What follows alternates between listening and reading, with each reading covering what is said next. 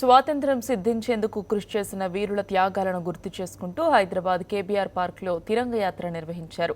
Park చుట్టూ 5.2 కిలోమీటర్ల పరిధిలో ఈ యాత్ర కొనసాగింది. దీనికి కేంద్ర మంత్రులు వెంకయ్య నాయుడు, బండారు దత్తాత్రేయతో పాటు జస్టిస్ సుభాష్ రెడ్డి హాజరయ్యారు.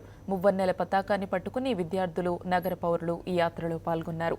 ఈ సందర్భంగా కేంద్ర మంత్రులు మాట్లాడుతూ పేదరికం లేని అవినీతి రహిత స్వచ్ఛ భారత్ అవనిని నిర్మించుకోవాలని అన్నారు.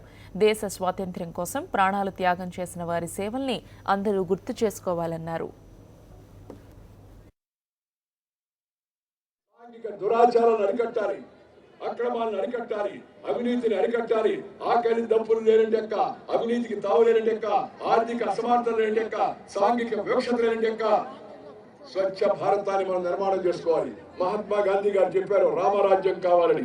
రామరాజ్యం అంటే ఆకలి దప్పులు లేని, అవినీతికి తావు లేని, అసమానతలకు తావులేని, వివక్షకు తావులేని శ్రేయోరాజ్యం పేరే రామరాజ్యం అని మహాత్మా గాంధీ గారు చెప్పారు. ఆ రామరాజ్య స్థాపనకు మనందరం కూడా కలిసికట్టుగా నడుంకట్టవలసి ఉంది.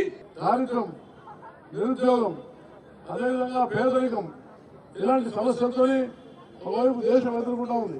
కానీ ఇప్పుడు ఈ విపత్కరమైనటువంటి సమయంలో మనందరం కూడా, దేశ ప్రజలు కూడా, మేమంతా దేశ సమైక్యత కోసం మేము కులము, మతము, భాష, ప్రాంతము అనేటువంటి విషయాలన్నీ పక్కన పెట్టి మేమంతా భారతీయులమైనటువంటి భావన నిర్మాణం ఇది చాలా అవసరమైనటువంటి అందరినీ కూడా ఐక్యపరిచేటువంటిది ఒకటి ఈ తిరంగా జెండా అని నేను మీకు హృదయపూర్వకంగా మనం చేస్తాను.